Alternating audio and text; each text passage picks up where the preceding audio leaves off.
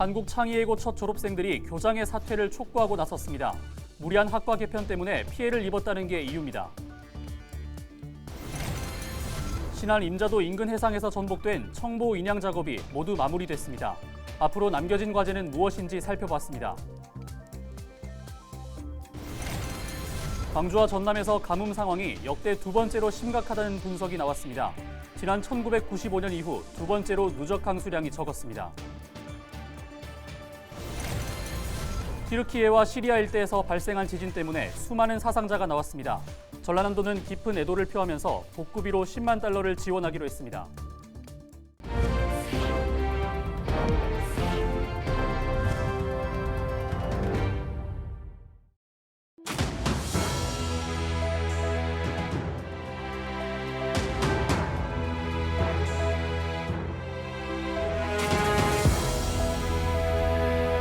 시청자 여러분 안녕하십니까? 헬로티비 전남뉴스입니다. 한국창의예술고등학교에서 발생한 교장의 독단적인 학교 운영 문제를 놓고 졸업생들이 처음으로 목소리를 냈습니다. 연이어 발생한 입시 피해와 무리한 학과 개편에 대해 교장의 책임을 촉구하며 사퇴를 요구했습니다. 보도에 서경 기자입니다. 무리한 창의 융합 교과목 신설과 학과 개편으로 실습 시간이 절반으로 줄면서 입시 피해를 호소하고 있는 한국창의예고 학생들. 학교는 약속했던 콩쿨 지원 입학 특전을 뒤로한 채 콩쿨에 참가하면 결석으로 처리하면서 학생들에게 불이익을 준 사실이 드러났습니다. 이와 함께 교과목 신설 문제도 도마 위에 올랐습니다. 도교육청은 창의예고가 제출한 창의 융합 교과목 11개를 모두 미승인한 난 상태. 졸업생들은 학내 갈등의 주요 원인으로 교장의 독단적인 학교 운영을 지적했습니다. 학생들은 그동안 수업받았던 창의 융합 교과목이 교장의 국책 과제를 위해 추진된 것을 알고 큰 충격에 빠졌다고 말했습니다. 그러면서 교장을 더 이상 신뢰할 수 없다며 후배들의 수업이 정상화될 수 있도록 교장의 사퇴를 촉구했습니다. 그렇게 저희 친구, 후배 30명이 학교를 결국 떠났습니다. 하지만 후배들은 저희 친구들처럼 학교를 떠나게 하지 말아주세요. 교육에 대한 신념이라는 이유로 후배들의 미래를 짓밟지 말아주세요. 이제라도 후배들을 현실과 맞지 않은 교장 선생님의 실험 무대에서 내려오도록 해주십시오. 신홍주 교장의 임기가 1년 남은 상황에서 학업을 이어가야 하는 재학생들. 재학생들도 졸업생의 주장에 동의하며 힘을 보탰습니다. 재학생 50여 명은 전자서명을 통해 졸업생들의 기자회견을 지지했습니다. 특히 예술 분야 입시는 실기 비중이 70에서 80%에 달하는 상황이라며 자신의 연구 실적을 위해 학생들을 연구 대상으로 삼는 행위를 중단할 것과 무리한 학과 개편, 융합교육 중단을 요구했습니다. 불과 반나절 만에 총 51명이 본인은 한국창의예술고등학교의 학과 개편과 융합교육을 반대하며 2월 9일 있을 기자회견에 지지함을 서명합니다. 라는 성명문 내용에 서명하였습니다. 3기 모든 학생들이 융합교육에 찬성한다는 말은 옳지 않다는 점 알려드립니다. 졸업생과 재학생은 학교 정상화를 위한 대책으로 기존 예술고등학교와 같은 전문 교과목 편성과 실습시간 최우선 확보 등 전공의 전문성을 강화하는 수업이 절실하다고 호소했습니다. 헬로티비 뉴스 서경입니다. 최근 1년 동안 광주와 전남의 누적 강수량이 역대 두 번째로 적은 것으로 나타났습니다. 중앙정부가 발표한 이번 달 가뭄 예보와 경보 현황을 보면 지난 1년 동안 광주와 전남은 896mm의 누적 강수량을 기록했고 지난 1995년 848mm에 이어 두 번째로 적었습니다. 정부는 앞으로 4월까지 강수량이 대체로 평년과 비슷하고 전남은 4월 이후에나 점차 완화될 것으로 내다봤습니다. 전라남도가 튀르키예 지진 피해 복구를 위해 10만 달러를 지원하기로 결정했습니다. 김영록 전남지사는 튀르키예 지진 때문에 4만 3천여 명의 사상자가 발생해 참담하고 안타까운 심정이라며 희생자에게 깊은 애도와 위로의 마음을 전한다고 밝혔습니다. 그러면서 지금 시점에서 가장 중요한 건 소중한 생명을 한 명이라도 더 구조하는 것이라며 전남 도민들이 나서 힘을 보태주길 바란다고 당부했습니다. 신안 임자도 인근 해상에서 청보 전복 사고가 발생한 지 닷새 만에 인양 작업이 모두 마무리됐습니다. 사고 원인 규명에 속도가 붙을 것으로 보입니다. 보도에 고정민 기자입니다. 대형 크레인이 바다 한가운데서 선박을 끌어올립니다. 이어 뒤집힌 선체를 바로 세우는 작업이 진행됩니다. 지난 4일 밤 11시 20분쯤 신안 임자도 인근 해상에서 전복된 청보호가 닷새 만에 온전한 모습을 드러낸 겁니다. 인양 작업은 지난 8일 아침 8시부터 시작돼 저녁 6시쯤 마무리됐습니다. 인양 과정에선 강한 조류와 강풍 때문에 선체가 밀려 쇠줄을 연결하는 데 애를 먹기도 했습니다. 청보 인양을 위해 어제 오전 8시부터 오후 6시 9분까지 선박 고정 및 선체 바로 세우기 작업을 완료하였으며 선체를 바로 세우는 작업에 이어 선내 수색 작업도 함께 이루어졌습니다. 끌어올린 배에서 바닷물을 모두 빼낸 뒤 진입을 시도한 겁니다. 그러나 밤샘 수색에도 수습하지 못한 실종자 4명은 끝내 발견하지 못했습니다. 해경은 가용 인력과 장비를 모두 동원하고 섬 주변까지 수색 범위를 조정하기로 했습니다.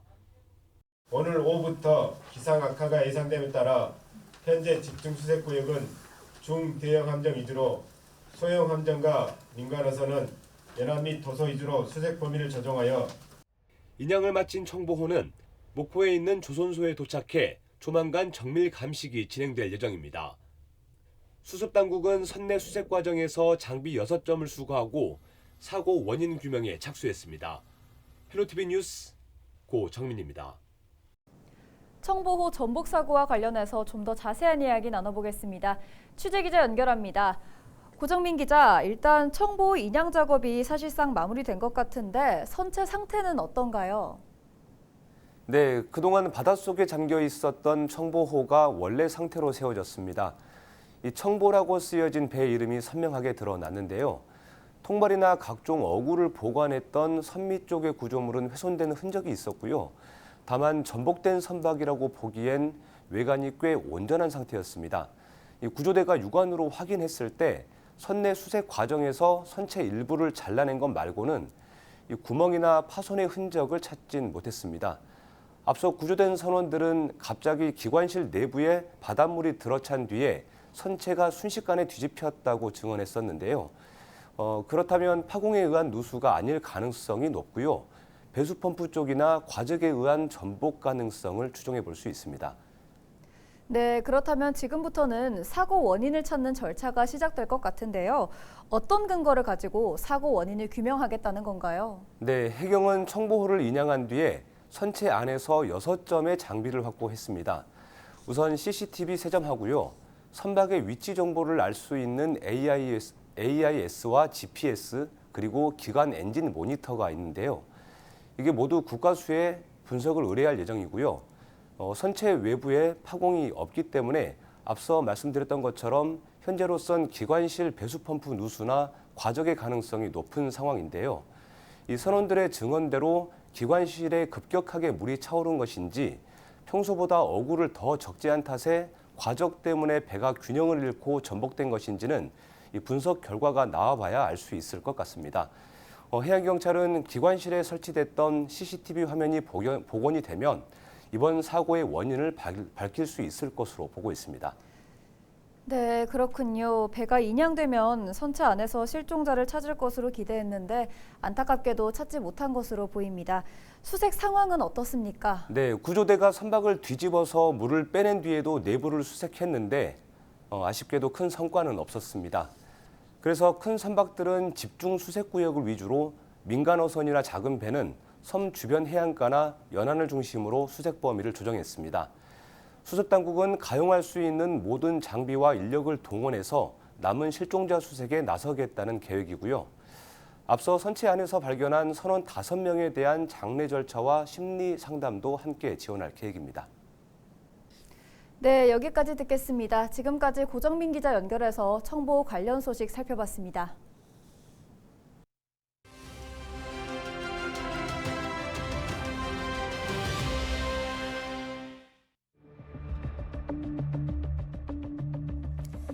바다 한가운데에 거꾸로 뒤집혀 있는 어선 한 척.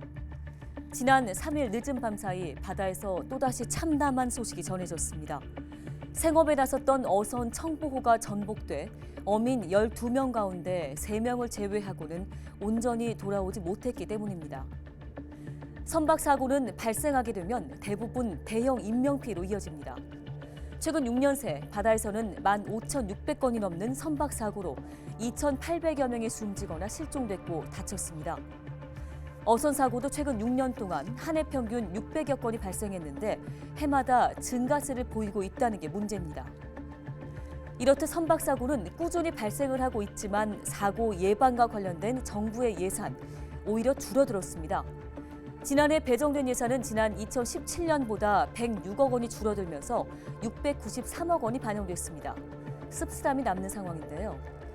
선박 사고는 앞서 진도 맹골수로에서 마주한 참사를 통해 배웠듯 무엇보다 초동 대응이 중요하다는 사실. 철저한 대응 체계를 만들겠다는 약속 잊지 말아야겠습니다. 지금까지 데일리 브리핑이었습니다.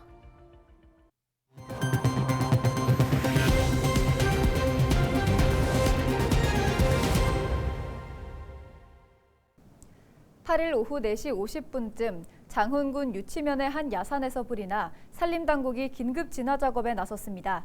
산림청 중앙산불방지대책본부는 헬기 세대와 진화장비 1대, 산불진화대원 50여 명을 투입해 30여 분 만에 완전히 진압했으며 이 불로 인명피해는 없었다고 밝혔습니다.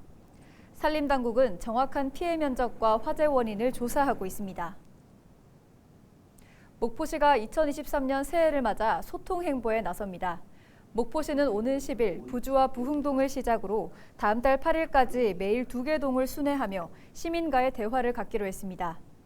이번 시민과의 대화에서 목포시는 민선 8기 역점 시책을 소개하고 각종 정책 제안과 건의사항을 수렴해 시정에 반영하기로 했습니다. 여수시가 여순 사건에 대한 각종 문헌과 사료, 영상 자료를 함께 볼 수 있는 여순 사건 아카이브 누리집을 운영합니다. 여순 사건 아카이브는 지난 2021년 10월부터 임시로 운영되다 이달 들어 독립된 누리집으로 구축됐으며 사건으로 보는 여순 사건과 여순 사건 미디어 자료, 역사 유적지 등을 확인할 수 있습니다. 여수시는 현재까지 여수 사건 관련 사진과 영상 자료 80여 건을 확보해 게시했으며 추가로 발굴된 콘텐츠를 수시로 반영할 방침입니다. 광양시가 올해부터 친환경 농산물 인증비를 전액 지원합니다. 인증 신청비와 심사원 출장비, 심사관리비 등 친환경 인증에 필요한 경비를 지원하는 사업으로 2헥타르 이하는 60만 원, 2헥타르를 초과하는 경우 헥타르당 5만 원씩 추가 지원합니다. 접수는 올해 10월 31일까지며 농지가 소재한 읍면동 사무소에서 가능합니다. 장흥군의회 279회 임시회가 폐회했습니다.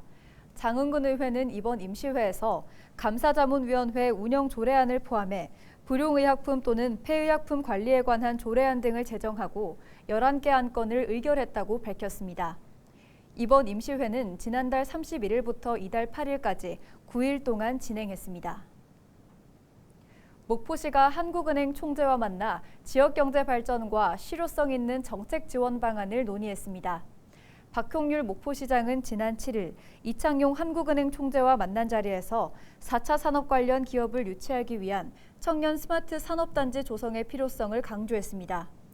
이 총재는 물가 안정과 경제 활성화가 무엇보다 중요한 상황에서 지역과 협력하는 방안을 지속적으로 찾겠다고 화답했습니다. 김승남 국회의원이 특수의료용 식품에 의존해 생활하는 희귀 질환자들을 위한 법 개정안을 대표 발의했습니다. 개정안에는 희귀 질환자를 위한 식품을 만들거나 판매하는 기업 등에 행정적, 재정적 지원을 할 수 있도록 하는 내용이 담겼습니다. 김 의원은 우리나라 시장은 규모가 작고 제품이 다양하지 않아 환자들이 수입품에 의존하고 있다며 식품 선택권 확대와 경제적 부담 완화를 위해 법 개정이 필요하다고 설명했습니다. 이상으로 뉴스를 마칩니다. 저희는 언제나 지영민과 함께하겠습니다. 시청해주신 여러분 고맙습니다.